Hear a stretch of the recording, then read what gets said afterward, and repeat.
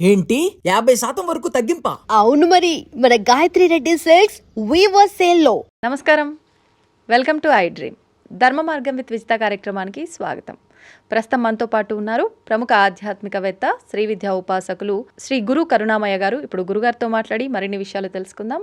ముఖ్యంగా మనకు ఎన్నెన్నో సందేహాలు ఉంటూ ఉంటాయి, వాటి గురించి సవివరంగా తెలుసుకునే ప్రయత్నం చేద్దాం. నమస్కారం గురుగారు. నమస్కారం. గురుగారు, లలితా సహస్రనామ పారాయణం ప్రతి నామం కూడా ఒక మంత్రంతో సమానం అంటూ ఉంటారు. ప్రస్తుత కాలంలో చాలామంది చేస్తున్నారు పారాయణం, కాకపోతే ఎందుకు చేస్తున్నాము అనే ఒక క్లారిటీ చాలా తక్కువ మందిలో ఉంటుంది. చేస్తున్నప్పుడు నియమాలు పాటించాల్సిన అవసరం లేదు అని కొంతమంది అంటారు, పాటించాలి అని కొంతమంది అంటారు. కొంతమంది కామ్యం కోసమే ఇందులోంచి ఒక నామం తీసుకుంటే విశేషంగా నాకు ఈ కోరిక నెరవేరుతుంది కాబట్టి నేను చేసేస్తాను, అంటే నాకు నచ్చినట్టు నేను ఏదో ఒక నామం తీసుకొని చేయడానికి ఎలా సాధ్యపడుతుంది, మరి గురువు ఉపదేశం ఉండాలి కదా అనేవాళ్ళు మరికొంతమంది. ఒక్కసారి వాటి గురించి వివరణ ఇవ్వండి. దీనికి అమ్మవారు ఇవాళే నాకు సమాధానం పొద్దున్న చెప్పింది.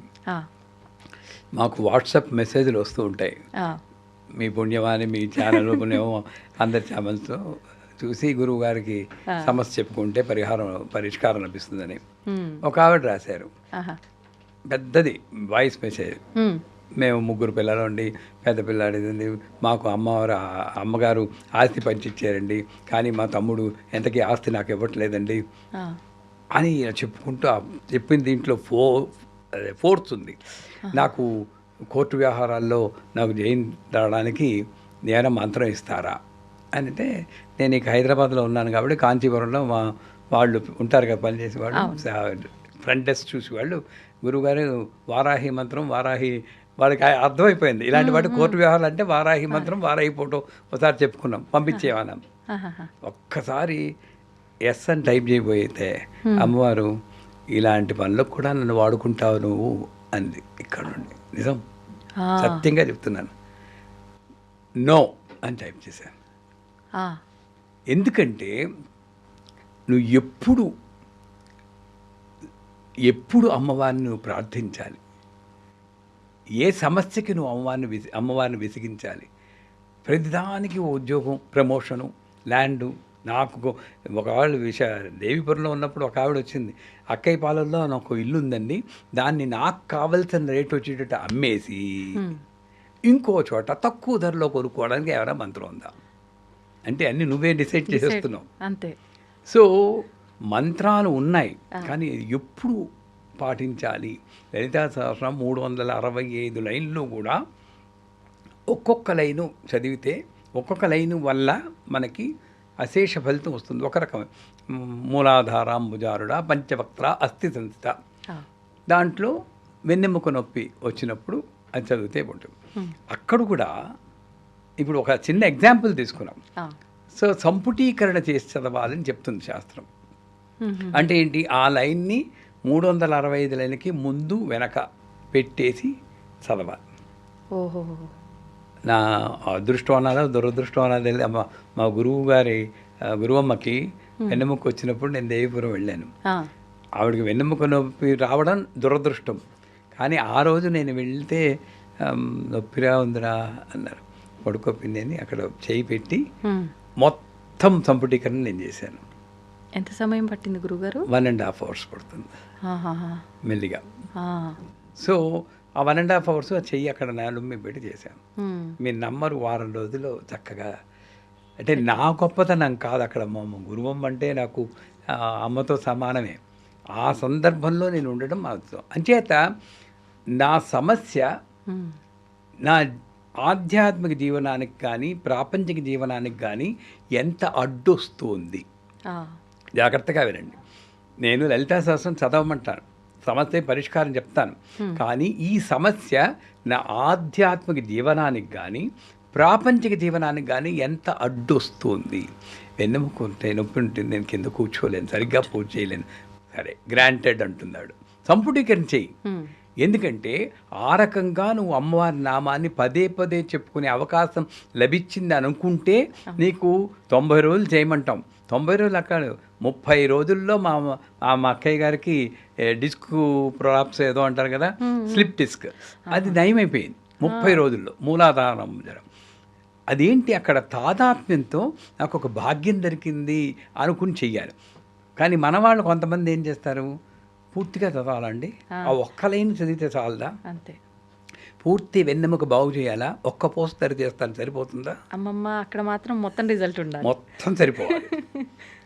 అంచేత నేను అమ్మవారితో ఎలా డీల్ చేస్తున్నానో అదే మళ్ళీ నాకు విశ్వం దర్పణ దృశ్యహరి అని చెప్తారు కదా, నేను చూసిదే నా ప్రపంచం నాదే అంటే నేను ఎలా డీల్ చేస్తాను అదే నాకు వెనక్కి వస్తుంది. అంచేత లలితా సహస్రనామంలో అనేక సమస్యలకు పరిష్కారం ఉన్నా కూడా ఇప్పుడు పిల్లలు చెప్పిన మాట వింటలేదు, మనశ్శాంతి, భార్యాభర్తలకు దెబ్బలాట్లు ఉంటాయి, అప్పుడు ఏం చేయాలి, మనశ్శాంతి లేదు నాకు, సరే ప్రాపంచిక జీవనానికి అడ్డే, కానీ నేనేం చేయాలి, శివకామేశ్వరాంకస్త శివ స్వాధీన వల్లభ అని లైన్ ఉంది, దాన్ని చెయ్యాలి. కానీ నేను ఇలా చేసేస్తే నా భార్యాభర్తల మధ్య రిలేషన్స్ పెరిగి బాగుంటాయా అంటే క్వశ్చన్ మార్కే నేను.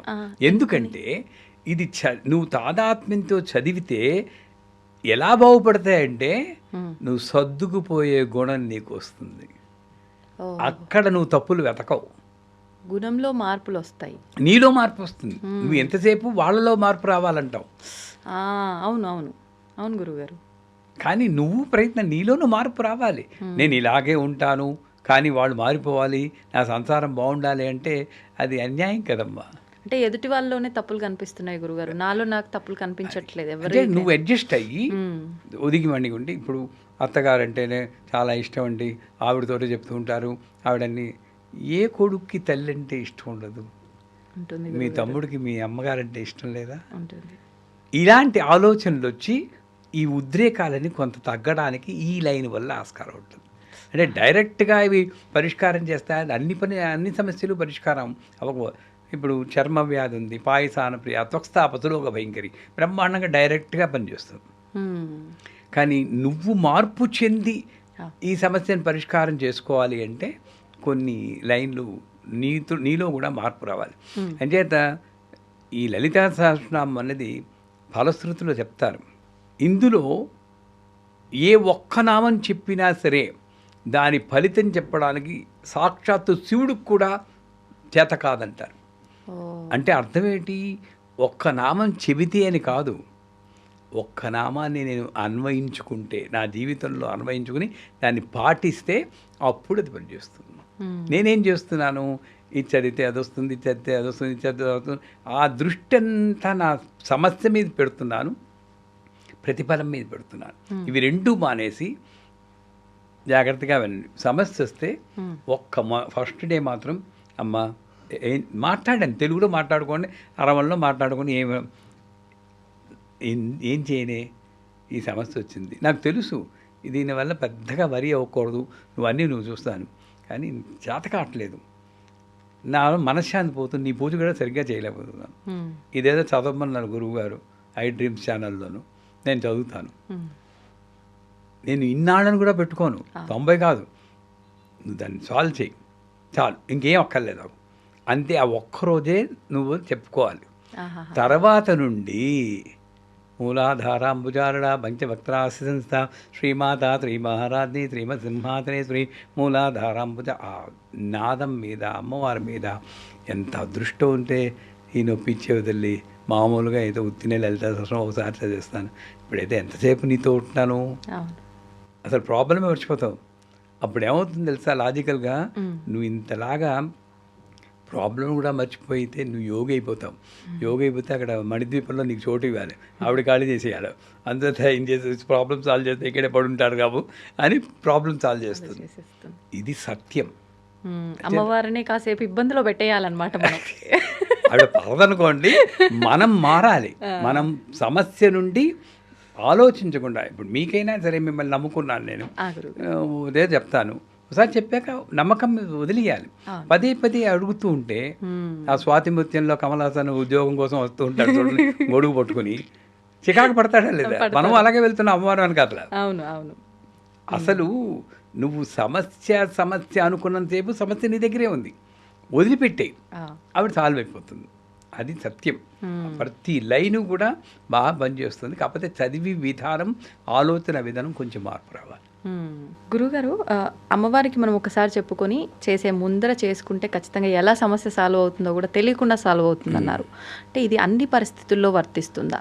నేను ఎందుకు అడుగుతున్నానంటే గురుగారు, కొన్నిసార్లు అని కాదు, మన దగ్గరికి అది కొన్నిసార్లు రావచ్చు సమస్య, కానీ హాస్పిటల్స్కి వెళ్తే ఇది కామన్. ఇంకా అంటే ఐసీయూల్లో ఎన్నో వందల మంది ప్రతినిత్యము కూడా ఇంకా కొస ఊపిరితో కొట్టుమిట్టాడుతూ ఉంటూ ఉంటారు. అంటే ఇలాంటి సందర్భాల్లో కూడా ఇలా మనం మంత్రం ఏదైనా చేసి అమ్మను పట్టుకుంటే గనక నిజంగా పరిష్కారం అవుతుందంటారా? వాళ్ళు తిరిగి ప్రాణాలతో బయటకు వస్తారంటారా? మంచి ప్రశ్న వేశారు. మార్కండేయుడు శివుణ్ణి పట్టుకుని ఎంత నమ్మకంతో ఉన్నాడో, అవును, వెనకాతల మామూలు వాళ్ళు కాదు, ఎవరున్నారు? యమధర్మరాజు పాసం పట్టుకున్నాడు. అవును, సాక్షాత్తు యముణ్ణే చూశాడు. అయినా సరే నమ్మకం వదలలేదు, నా శివుడు నన్ను రక్షిస్తాడని. మనకు కొంచెం సిటీ స్కాన్ రిపోర్ట్ వస్తే మనం నమ్మకం వదిలేస్తున్నాం, యమధర్మరాజు చూడటం లేదు. అవును, ఎంత తేడా ఉంది మార్కండేయుడికి నాకును. అంచేత నేను మార్కండేయుడు అంత అవ్వకపోయినా సరే తప్పనిసరిగా ఇలాంటి ప్రాణాపాయ పరిస్థితిలో ఉన్నప్పుడు నేను నా భాషలో చెప్పుకోవాలంటే అమ్మవారికి అప్లికేషన్ పెట్టుకోవచ్చు. ఎందుకంటే ఈ ఆయుష్ అన్నది ఒక ఎనర్జీ, అందరికీ డిస్ట్రిబ్యూట్ అవుతూ ఉంటుంది. ఒక్కొక్క ఎనర్జీ, బల్లికి ఒక ఎనర్జీ, మీకు ఒక ఎనర్జీ, నాకు ఒక ఎనర్జీ, చెట్టుకు ఒక ఎనర్జీ, అన్నీ ఉంటుంది. కొన్ని రేర్ కేసులో అవసరమైనప్పుడు ఎనర్జీని ట్రాన్స్ఫర్ చేయొచ్చు.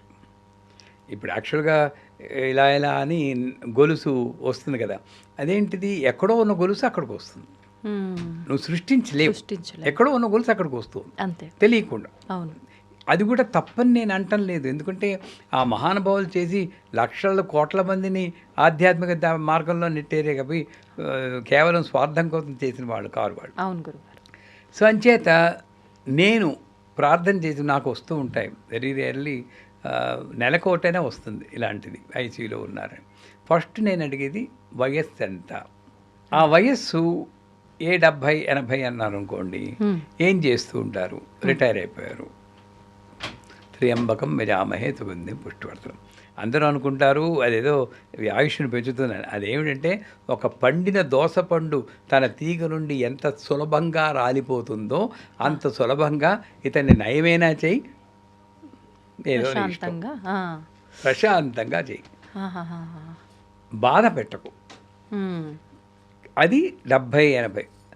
అదే 70-80 ఒక ప్రపంచానికి ఉపయోగపడే వాళ్ళు, ఏ గురువులో, ఏ మంచి డాక్టరో అలాంటి వాడు ఉంటే అప్పుడు కూడా కొంచెం అప్లికేషన్ పెట్టుకోవచ్చు. కొంచెం ఏదో చూడమ్మా 2-3 ఏళ్ళు కాస్త. మా గురువు గారికి 70 ఏళ్ళ వయసు అప్పుడు ఒక హార్ట్ అటాక్ వచ్చినప్పుడు మేము చేసాం. అది డైరెక్ట్గానే చేసాం. ఇంక ఇది చదివేసి చేతులు అక్షతలు తీసుకుని నా ఆయుష్లో ఆయనకి ఎంత కావాలో అంత తీసుకోండి అని చెప్పి నీళ్ళు వదిలేసాం. ఏం చేస్తాం, మాకు మంత్రాలు రావు అప్పుడు పెద్దగా. నాకు తెలిసిన మంత్రం అది, అందరూ చేసే. నువ్వెంత ఇచ్చావంటే నేను 6 నెలలు ఇచ్చానన్నాడు ఒకడు. అక్కడ కూడా దారాళం లేదు, అదే బతికారు. అందువల్ల బతికారు. ఈ మాయలో మమ్మల్ని నేర్చుకోవడం కోసం ఆవిడ క్రియేట్ చేసింది. మళ్ళీ వెనక్కి వస్తే ఇప్పుడు అదే మొన్నను వైభవ్ సచిన్ అని చెప్పి మా డిసైపుల్ రోడ్ యాక్సిడెంట్ అయిపోయి బ్రెయిన్ హెమరేజ్ అయ్యి వెంటిలేటర్ మీదకి వెళ్ళిపోయాడు. వయసు ఎంత? 23 ఏళ్ళు, యంగ్. సో అప్లికేషన్ వ్యాలిడ్, వెంటనే పెట్టమన్నాను. ఇప్పుడేంటి ఇక్కడ త్రియంబకం కాదు, త్రియంబకం కన్నా ఇది నాకు 20 ఏళ్ల క్రితం వచ్చిన మంత్రం ఇది. అప్పుడు వైష్ణవి అని 3 నెలల అమ్మాయి కింద పడిపోతే వాసం మేకు వెళ్ళిపోయింది బ్రెయిన్లోకి. 3 నెలలు. ఈ రాత్రి గడవడం కష్టం, 24 గంటలు అంతకన్నా ఉండదన్నారు. వాళ్ళ నాన్నగారి ఫ్రెండ్ నేను రాజమండ్రిలో ఉన్నప్పుడు ఫోన్ చేశారు, ఏమండి కొంచెం మంత్రం చెప్తాను. అప్పుడు నన్ను చిన్న గురూజీ అని పిలిచేవారు దేవిపురంలో. ఇప్పుడేం పెద్ద గురూజీ కాదు, అప్పుడు ఆ పిలిపే చాలా బాగుండేది. చిన్న గురూజీ అని పిలిచి ఏం చెప్పండి అంటే, నాకేం తెలియదమ్మా, కానీ అప్పుడు ఒక్క నిమిషం ఉండండి, ఆలోచిస్తే జూమ్ సహ మాం పాలయ, ఇది మహామృత్యుంజయ మంత్రం. జూమ్ అన్నది మహామృత్యుంజయ బీజాక్షరం, అది నాకు తట్టింది.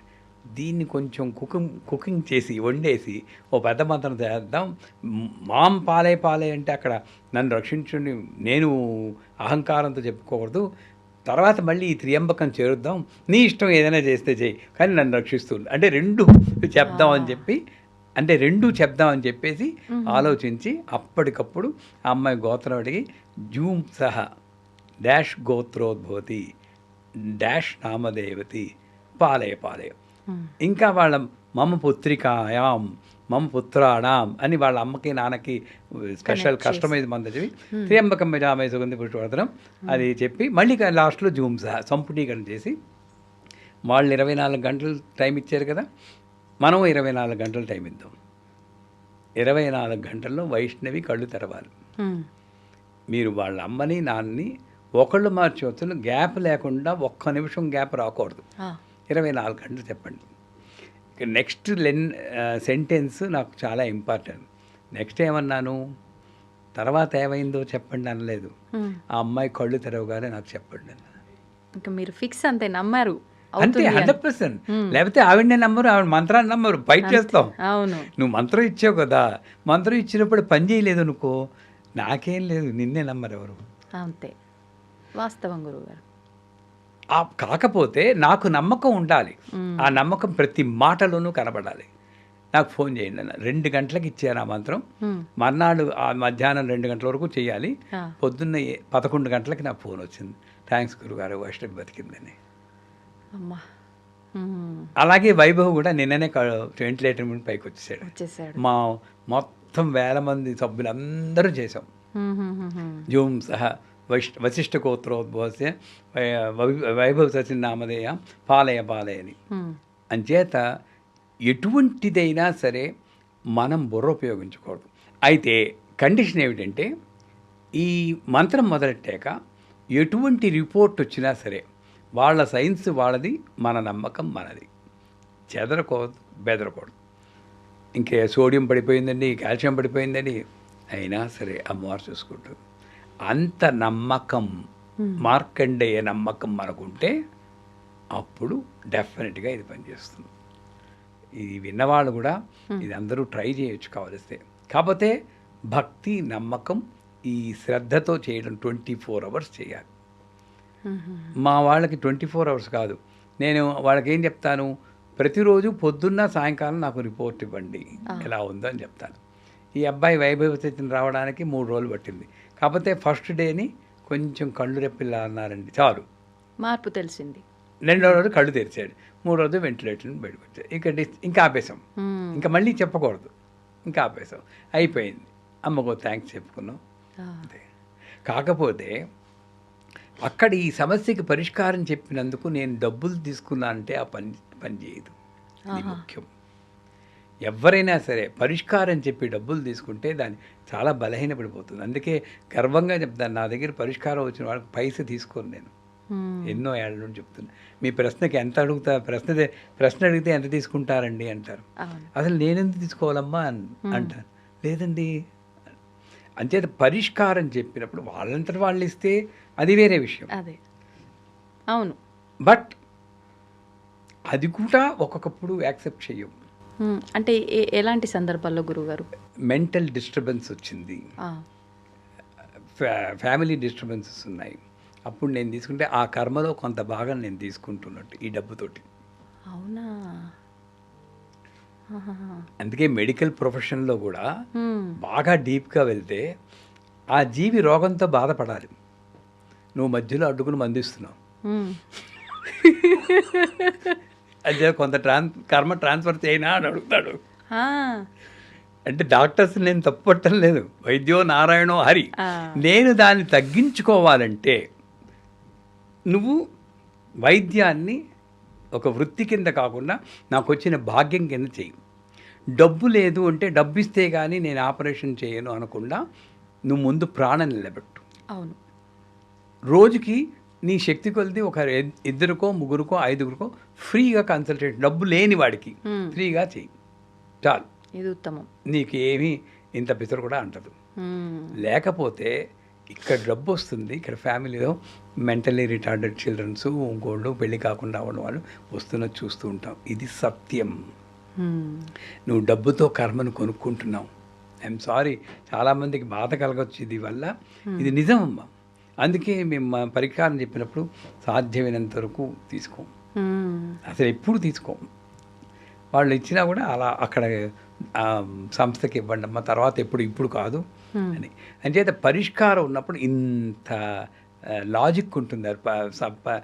పని చేస్తుందా లేదా అంటే ముందు నీ శ్రద్ధ, నీ భక్తి, నీ నమ్మకం. ఇటుపక్క వాడు దాన్ని అమ్ముకునేటట్టు కాకుండా ఒక సేవాభావం కింద చేస్తుంటే తప్పకుండా ఏ సమస్య అయినా పరిష్కారం అవుతుంది. మీరు ఇప్పుడు ఇది డబ్బు తీసుకుంటే కర్మను తీసుకున్నట్టు అన్న తర్వాత నాకు ఒకటి అడగాలనిపించింది గురుగారు. ప్రస్తుతం ఎవరి సంపాదన వాళ్ళకి సరిపోక ఒకరి దగ్గర అప్పు తీసుకోవడమో, ఒకరి దగ్గర సహాయంగా హెల్ప్ చేయమని అడిగి వాళ్ళ దగ్గర నుంచి తీసుకోవడమో, ఏదో ఒకటి దొంగిలించి తీసుకోవడమే కానివ్వండి, రకరకాలుగా తీసుకుంటున్నాం. మరి ఏ రకంగా తీసుకున్నప్పటికీ అది తీసుకున్న వాళ్ళకి కర్మేనా? అప్పు తీసుకుంటే అది పెద్దగా కర్మ కింద రాదు. ఎందుకంటే నీ అవసరం కొద్దీ రుణం తీసుకుందా, లేకపోతే రుణపాశుపతమే ఉండదు. నువ్వు అప్పు తీసుకోకూడదు అంటే రుణపాశుపతం ఎందుకు ఉంది అప్పుడు? రుణాల నుండి బయటపడడానికి. కాకపోతే అసలు నువ్వు ఇక్కడ డబ్బులే చూస్తున్నాం కానీ పితృ రుణం, దేవ రుణం, ఋషి రుణం, 6 రుణాలు ఉన్నాయి. ఆ రుణాలు ఏం చేస్తావు? రుణం తప్పు కాదు, అవసరం కొద్దీ తీసుకుంటావు. కానీ తీసుకున్న తర్వాత అది ఎలాగైనా తీర్చాలనే తపన నాకు ఉండాలి. తీసుకున్నప్పుడున్న ఇంట్రెస్ట్ తీర్చేటప్పుడు ఉండదు 90 పీపుల్కి. పైగా వాళ్ళ మీద కోపం వచ్చి మాటలు కూడా మానేస్తారు అడిగితే. అవునా కాదా? అలాంటిది చేస్తే డెఫినెట్గా కర్మలు ట్రాన్స్ఫర్ అవుతాయి. లేకుండా ఓ 1000 రూపాయలు అప్పు తీసుకున్నారు, నా దగ్గర 10 రూపాయలు వచ్చాయి, ఓ రూపాయి తీస్తానండి అని ఓ రూపాయి పక్కన పెట్టుకోవాలి. తీసుకోకపోతే పక్కన పెట్టుకో. అలా మెల్లిమెల్లిగా ఎప్పటికైనా ఇది తీర్చాలి అని. ఒకవేళ అలా రాకపోతే వస్తు రూపేణ, సేవ రూపేణ, శ్రమ రూపేణ ఈ రుణం, ఈ కనెక్షన్ కట్ అవ్వాలి. సేవ రూపేణ చెయ్యి, ఎలాగోగలా రుణం తీర్చుకోడు. అంటే మరి దొంగతనం అన్నారు, మరి డెఫినెట్గా దొంగతనం ధర్మం కాదు కదమ్మా. 100% అది దెబ్బ కొడుతుంది. అది ధర్మ మార్గంలో నువ్వు సంపాదించాలి. ఎవరైనా సరే ధర్మ మార్గంలో నువ్వు ధనం సంపాదించాలి. ఒక్కొక్కప్పుడు నాకు అంతే. ఇంకోటి, ఇక్కడ మీరు మంచి క్వశ్చన్ అడిగారు. నాకు దేనికోసం డబ్బు అడుగుతున్నాను? టీవీ కొనుక్కోవడానికా? తినడానికి తిండి లేకపోతే అక్కడ ఫైన్ ప్రింట్లో వేస్తాడు. నాకు స్కూటర్ కొనుక్కోవాలి, అప్పిస్తావా అంటే కర్మ డెఫినెట్గా తీర్చిదాకా ట్రాన్స్ఫర్ అవుతుంది. అంటే ఆడంబరాల కోసం అప్పు చేస్తే నీ అవసరం కోసం అమ్మని అడిగినా అంతే, నా అవసరం కోసం అడగాలి. అది అందుకే నేను చాలాసార్లు చెప్తాను, శాంతిరస్తు, తుష్టిరస్తు, పుష్టిరస్తు, ఆయుష్యమస్తు, ఆరోగ్యమస్తు. ఈ 5 నువ్వు అడగలవు. దీంట్లో ఎక్కడ ఐశ్వర్యం వస్తు లాస్ట్లో వస్తుంది. అక్కడ కూడా ఐశ్వర్యం అంటే డబ్బు కాదు, తృప్తి. నాకు బాగానే ఉంది, బ్రహ్మాండంగా ఉంది లైఫ్ అని నువ్వు తృప్తికి పడగలిగితే అది గొప్ప ఐశ్వర్యం. అంచేత రుణం తీసుకోవచ్చు అంటే తప్పకుండా తీసుకోవచ్చు అవసరాన్ని బట్టి. కానీ తీసుకున్న క్షణం నుండి తీర్చేసేదాకా నువ్వు దానికి ఉండాలి. తపన ఇవ్వాలి, ఎలా ఇవ్వాలి, ఎప్పుడు ఇవ్వాలి అని ప్రతి ప్రయత్నం చేయాలి. ధన్యవాదాలు గురుగారు. నమస్కారం. And for more videos, Please subscribe to iDream. Please subscribe to iDream. Please subscribe iDream. And please subscribe to iDream. For more videos, subscribe to iDream. please like, share and subscribe to the channel. Congratulations, iDream. Subscribe to iDream. Subscribe to iDream. So subscribe to iDream Media. iDream ki iDream team andarki huge congratulations. Please subscribe iDream Media. Please subscribe to iDream. Subscribe iDream. Please subscribe to iDream. iDream అంటే నా కళల ఛానల్ను subscribe చేసుకున్న నోరు తిరుగుతలేదు, మీరైతే గంట గుర్తు కొట్టండి. For more such videos, please subscribe to iDream. Subscribe to iDream. Please subscribe to iDream. Please subscribe iDream Media. Please do subscribe to iDream. Please subscribe to iDream Media. For best entertainment and information, please subscribe iDream. And don't forget to subscribe to iDream.